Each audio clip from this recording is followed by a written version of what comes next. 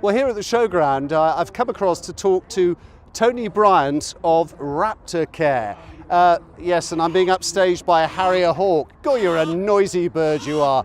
Tony, you're based somewhere near Wootton Under Edge. I appreciate the fact you're not going to give me a precise address because these birds are very valuable. A bit of a change of career for you, because didn't I hear you were once a dairy farmer? Yes, certainly I was. Dairy farming went a bit upside down in the 90s, and here we are now. So what got you into raptor birds, and noisy ones too?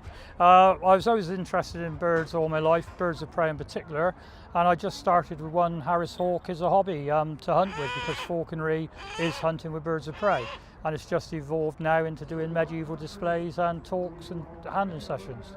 Well, I think we're getting pretty used to seeing them back in our skies again, which is a good thing, I know. But falconry goes back a long way. You're talking about medieval falconry. This is the way the Lord of the Man went hunting, didn't he, with a bird on his arm? Yes, absolutely, and not just the Lord of the Manor. The average man, the yeoman, would have hunted to get food for his family. Although falconry, there's records going back 4,000 years to China, so it is really the ancient art. Where do your birds come from? Various places. The Harris hawks are American birds. The Lanner falcon, a bird of southern Europe, Middle East, North Africa. But all these birds are captive bred in this country nowadays.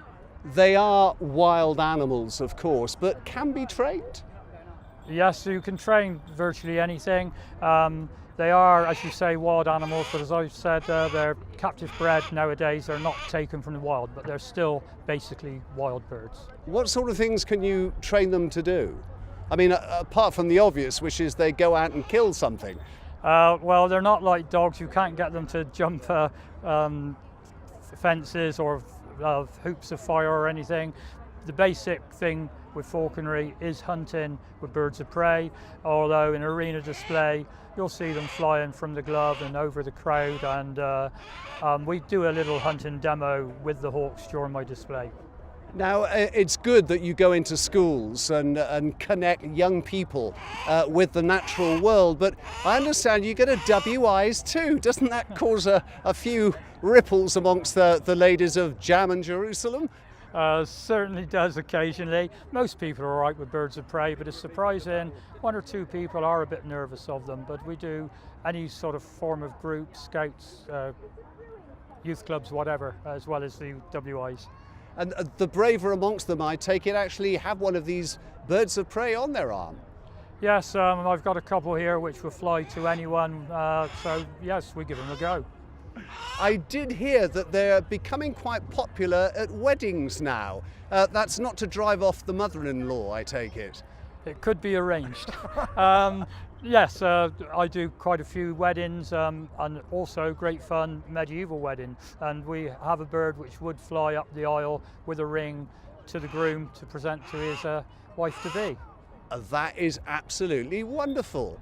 And I suppose they do stay quiet during that moment when the minister says, does anybody here have any reason why these two people shouldn't be joined in holy matrimony?